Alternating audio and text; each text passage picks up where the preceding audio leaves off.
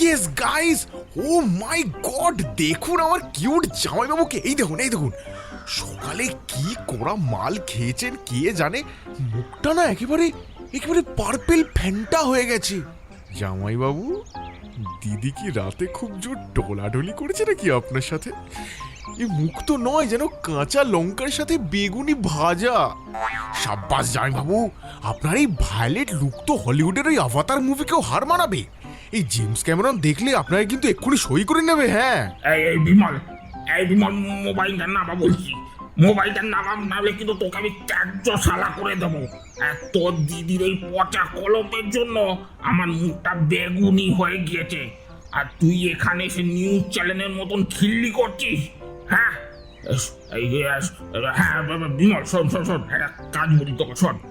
তোর পকেটে যদি টাকা থাকে তো কেরোসিন তেল বা এই তারপিন তেল নিয়ে আয়, আমি আজই এই চামড়া তুলে ফেলবো।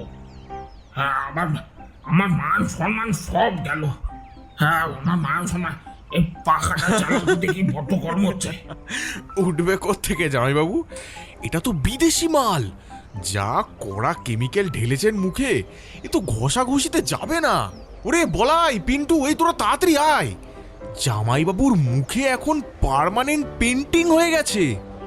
আসলে কি জানেন তো জামাইবাবু, আপনার মুখটা যা টাইট হয়ে গেছে না, এখন কেউ যদি আপনাকে একটা চড় মারে, আপনার কিন্তু লাগবে না, উল্টে তারই হাত ভেঙে যাবে। আরে আপনি তো এখন পাড়ার আয়রন ম্যান অফ ভায়োলেট।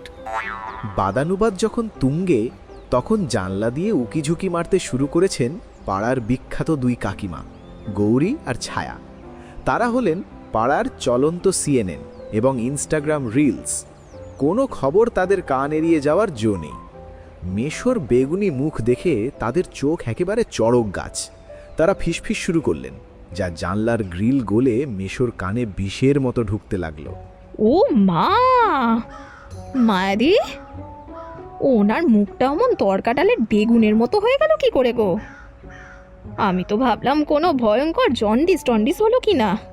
ছি ছি ছি ছি ছি ছি ছি ছি, মেজদাকে ওবেলা ডাক্তার দেখাতে নিয়ে যাও, বুঝলে?